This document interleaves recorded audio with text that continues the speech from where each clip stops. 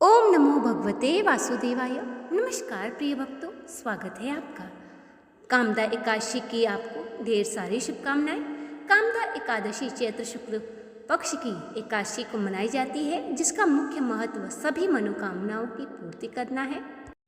कामदा एकादशी के व्रत से व्यक्ति को ब्रह्म हत्या जैसे महापाप से एकादशी की जाती है। तिथि की शुरुआत इस बार होगी 28 मार्च को सुबह 8:45 से और अगले दिन 29 मार्च को सुबह 7:46 तक रहेगी। क्योंकि एकादशी का व्रत उदया तिथि में किया जाता है, इसलिए इस व्रत को 29 मार्च सूर्योदय में एकादशी तिथि में किया जाएगा। इसलिए इस दिन व्रत रखना शास्त्र सम्मत रहेगा। पूजा के लिए मुहूर्त रहेगा 7:48 से लेकर दोपहर 12:26 तक और पारण के लिए समय रहेगा 30 मार्च को सुबह 6:14 से लेकर 9:07 तक। कथा के अनुसार धर्मराज युधिष्ठिर कहने लगे कि हे भगवान, मैं आपको कोटि कोटि नमस्कार करता हूँ। अब आप कृपा करके चैत्र शुक्ल पक्ष की एकादशी का क्या महात्म्य है, इसका क्या महत्व है, कृपया करके आप मुझे बताइए। भगवान बोले, धर्मराज, यही प्रश्न एक समय राजा दिलीप ने गुरु वशिष्ठ जी से किया था। जो समाधान उन्होंने किया वो सब मैं तुमसे कहता हूँ। प्राचीन काल में भागीपुर नामक एक नगर था। वहाँ पर अनेक ऐश्वर्य से युक्त पुंडरीक नाम का एक राजा राज्य करता था। भागीपुर नगर में अनेक अप्सरा, किन्नर तथा गंधर्व वास करते थे। उनमें से एक जगह ललित और ललिता नाम के 2 स्त्री पुरुष अत्यंत ही वैभवशाली घर में निवास करते थे। उन दोनों में परस्पर बहुत ही प्रेम था, यहाँ तक कि अलग हो जाने पर दोनों बहुत ही व्याकुल रहते थे। एक समय पुंडरीक की सभा में अन्य गंधर्वों सहित ललिता गान कर रही थी। गाते गाते उसको अपने प्रिय ललित का ध्यान आ गया और उसका स्वर भंग होने के कारण गाने का स्वरूप बिगड़ गया। ललित के मन के भाव जानकर काकोट नामक नाग ने पद भंग होने का कारण राजा से कह दिया। तब पुंडरीक ने अपनी स्त्री का स्मरण कर रहे हैं, अतः तू कच्चा मांस और मनुष्य को खाने वाले के समान राक्षस बनकर तू अपने किए गए कर्म का फल भोगेगा। देखते ही देखते उसकी नाक विशाल हो गई, गर्दन पर्वत के समान लगने लगी, सिर के बाल पर्वतों पर खड़े वृक्षों की भांति हो गए। उसकी प्रियतम ललिता को यह वृत्तांत मालूम हुआ तो उसे अत्यंत ही खेद हुआ और वह अपने पति के उद्धार का फल सोचने लगी। एक बार ललिता अपने पति के पीछे पीछे घूमती विंध्याचल पर्वत पर जा पहुंची। श्रृंगी ऋषि का आश्रम था। ललिता शीघ्र ही श्रृंगी ऋषि के आश्रम में गई और वहां जाकर विनीत भाव से प्रार्थना करने लगी।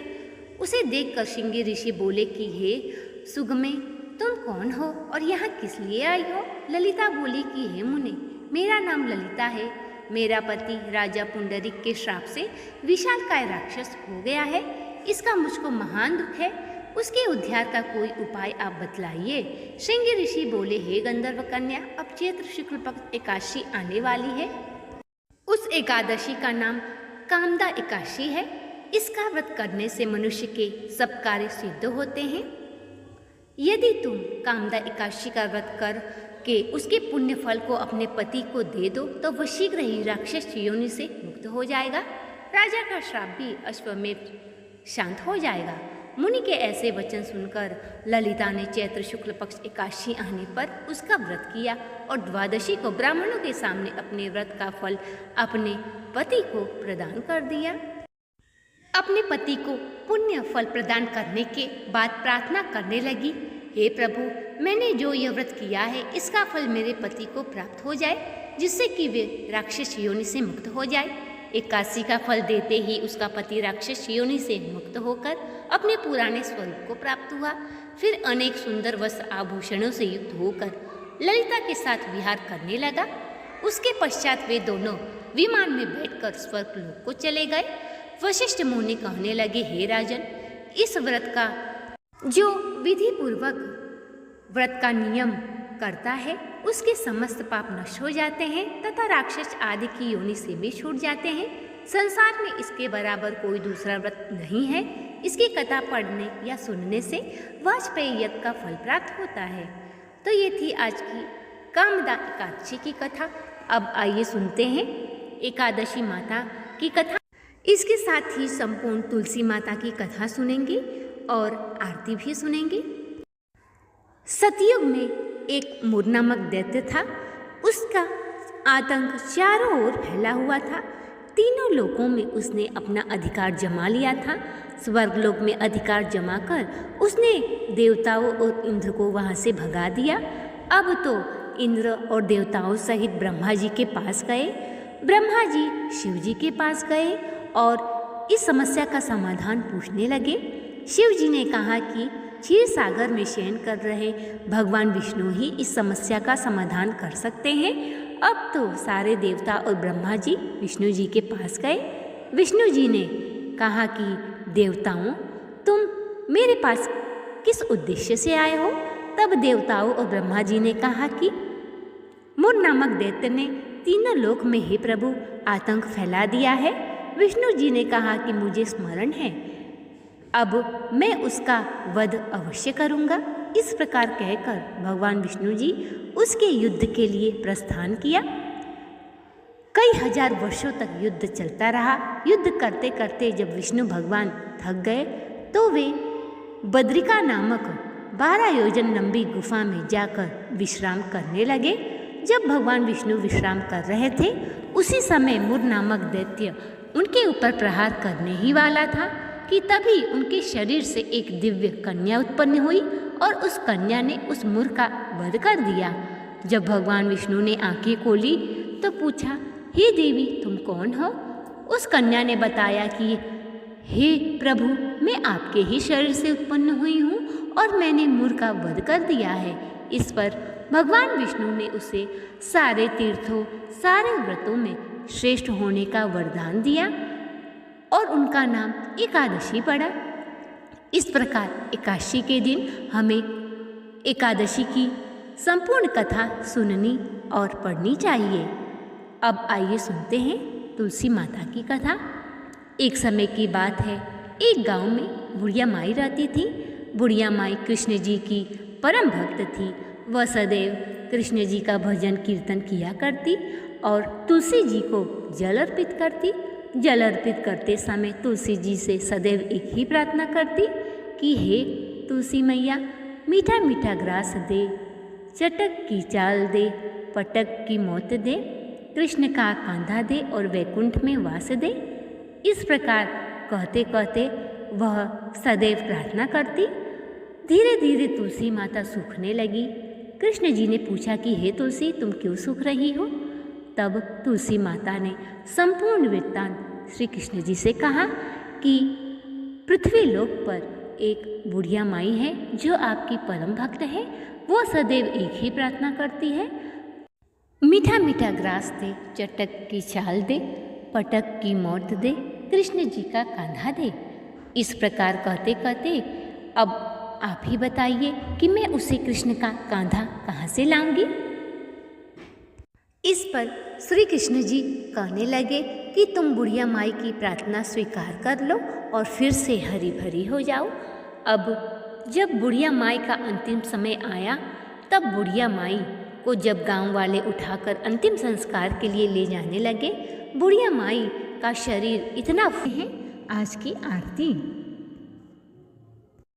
जय एकादशी माता मैया, जय एकादशी माता, विष्णु पूजा व्रत धारण कर मुक्ति पाता।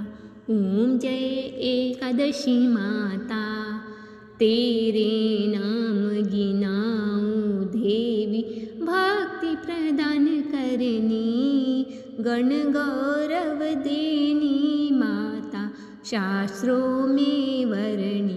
ओम जय एकादशी माता मैया, जय एकादशी माता, मार्गशीर्ष के कृष्ण पक्ष की उत्पन्ना, विश्व तारिणी जन्मी। शुक्ल पक्ष में होई मोक्षदा मुक्तिदाता बन आई। पौष कृष्ण पक्ष की सफला नामक है माँ। शुक्ल पक्ष में होई पुत्रदा आनंद अधिक रहे। ओम जय एकादशी माता मैया जय एकादशी माता। नाम षट्टिला माघ मास कृष्ण पक्ष में आवे। शुक्ल पक्ष में जया कहावे विजय सदा पावे। ओम जय एकादशी माता मैया जय एकादशी माता। विजया फाल्गुन कृष्ण पक्ष में शुक्ल आमला की। पाप मोचनी कृष्ण पक्ष चैत्र महाबली की। ओम जय एकादशी माता मैया जय एकादशी माता। चैत्र शुक्ल में नामक कामदा धन देने वाली। नाम वरुथिनी कृष्ण पक्ष वैशाख माहवाली। ओम जय एकादशी माता। शुक्ल पक्ष में हुई मोहनी अपराजिष्णु कृष्ण पक्ष की। नाम निर्जला सब सुख करनी शुक्ल पक्ष है राखी। ओम जय एकादशी माता। योगिनी नाम आषाढ़ में जानो कृष्ण पक्ष करनी। देव शयनी नामक कहयो शुक्ल पक्ष की धरनी। ओम जय एकादशी माता।